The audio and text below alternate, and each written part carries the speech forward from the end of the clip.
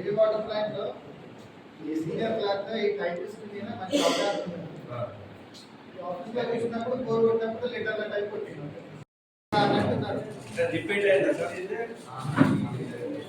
Temple మీద వేస్తే work out కాలేదు కాబట్టి మసీదుల మీద మళ్ళీ ఇంకోటి టెంపుల్ పైన ఆ విధంగా సార్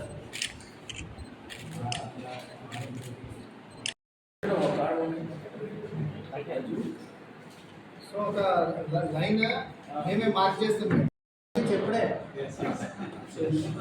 సార్ కొంచెం ప్రింట్ మీద ఫోటో తీసుకుంటాం లోకల్ తీసుకుంటాం అయిపోయింది.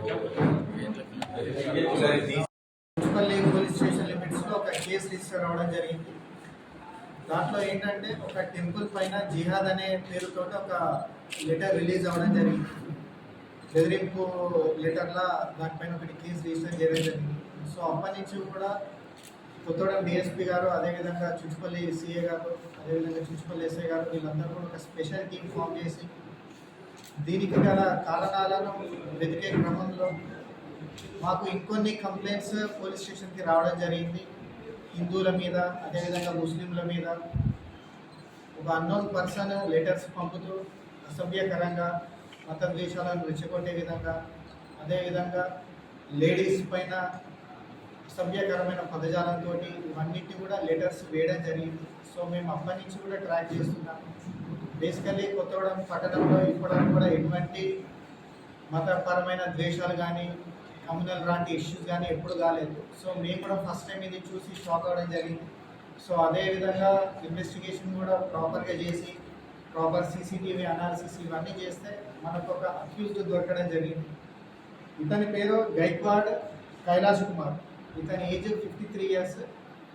ఇతను సీనియర్ క్లర్క్గా హెవీ వాటర్ ప్లాంట్లో చేస్తున్నాడు. సో ఇతను గత నవంబర్ నెల నుంచి కూడా ఇటువంటి లెటర్స్ మన హిందూస్ పైన, ముస్లిమ్స్ పైన, సో హిందూస్కి లెటర్స్ రాసేటప్పుడు ముస్లిమ్స్ గురించి నెగిటివ్గా రాయడం, హిందూస్ గురించి నెగిటివ్గా రాయడం, సో దట్ ఏంటంటే హిందూ ముస్లిం కమ్యూనిటీ మధ్య ద్వేషాలు, గొడవలు జరిగే విధంగా రాయడం జరిగింది. సో అకార్డింగ్లీ సెక్షన్స్ ప్రకారం కేసెస్ కూడా రిజిస్టర్ చేశాం. సో వీటన్నిటికి కూడా కారణం చూస్తే ఏంటంటే ఇతను కూడా బాబు క్యాంప్ నివాసి. ఇతని ఇంటి దగ్గర వెంకటేశ్వర స్వామి టెంపుల్ ఉంటుంది. ఈ సౌండ్ రిలేటెడ్ ఒక చిన్న పెట్టి ఇష్యూ తీసుకొని ఈ విధంగా లెటర్స్ రాసి ఒక సెన్సేషన్ క్రియేట్ చేద్దామని ఇతను చేయడం జరిగింది. సో దీనికి సంబంధించిన ఏవైతే ప్రింటర్స్, ల్యాప్టాప్స్, డెస్క్టాప్స్ ఇవన్నీ కూడా సీజ్ చేయడం జరిగింది.